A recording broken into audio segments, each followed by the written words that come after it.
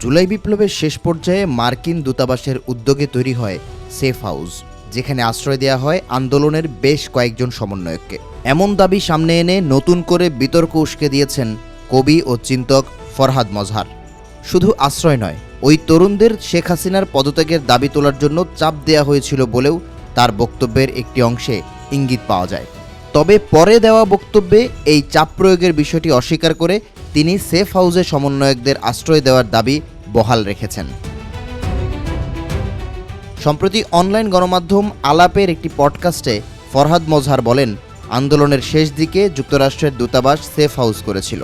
জীবন বিপন্ন হওয়ায় কয়েক তরুণ সেখানে আশ্রয় নিয়েছিলেন এবং তাদের কেউ কেউ ফোন করে তাকে চাপ প্রয়োগের কথা জানিয়েছিলেন। তবে এর কয়েকদিন বাদে সুখবর.কমকে দেওয়া সাক্ষাৎকারে বক্তব্য পরিবর্তন করেন ফরহাদ মজহার। সরকার পতনের কথা শেখানো হয়েছে এমন বক্তব্য দেননি বলে দাবি করেন তিনি। জুলাইয়ের ঘটনা প্রবাহে অবশ্য সমন্বয়কদের সেফ হাউসে রাখার প্রসঙ্গ নতুন নয়। সে সময় কয়েকজন সমন্বয়কে গোয়েন্দা পুলিশ তুলে নিয়ে নিরাপত্তার নামে হেফাজতে রাখে। পরে প্রকাশিত একটি কথোপকথনের নথিতে তৎকালীন গোয়েন্দা পুলিশ প্রধান হারুনুর রশিদের সমন্বয়কদের একটি নিরাপদ বাড়িতে রেখে জিজ্ঞাসাবাদের পরিকল্পনার কথা উঠে আসে। ফলে সেফ হাউসটি কার নিয়ন্ত্রণে ছিল এবং সেখানে কি ঘটেছিল, এটিই বিতর্কের কেন্দ্র।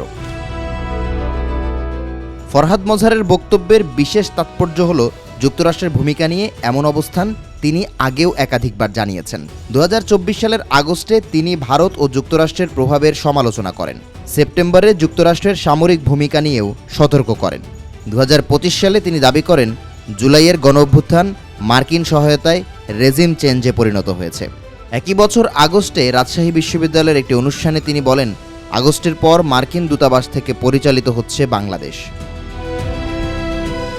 2026 সালের জানুয়ারি ও মার্চেও তার বক্তব্যে একই ধরনের দাবি উঠে আসে। 5 আগস্টের পর মার্কিনীদের সরাসরি হস্তক্ষেপে রেজিম চেঞ্জ হয়েছে বলে মন্তব্য করেন তিনি। তবে এসবই ফরহাদ মজহারের দাবি ও রাজনৈতিক ব্যাখ্যা।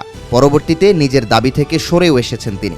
এমনকি সেফ হাউসে যুক্তরাষ্ট্রের সংশ্লিষ্টতা কিংবা সেখানে সমন্বয়কদের উপর চাপ প্রয়োগের অভিযোগের কোনো প্রমাণও পাওয়া যায়নি। জুলাই আন্দোলনের রাজনৈতিক পরিণতি কি দেশের জনগণের নিয়ন্ত্রণে ছিল, নাকি এর পেছনে কাজ করেছে বিদেশি বিভিন্ন শক্তির প্রভাব? কার মুখ থেকে এর উত্তর পেলে থামবে গুঞ্জন, সে উত্তরও অজানা।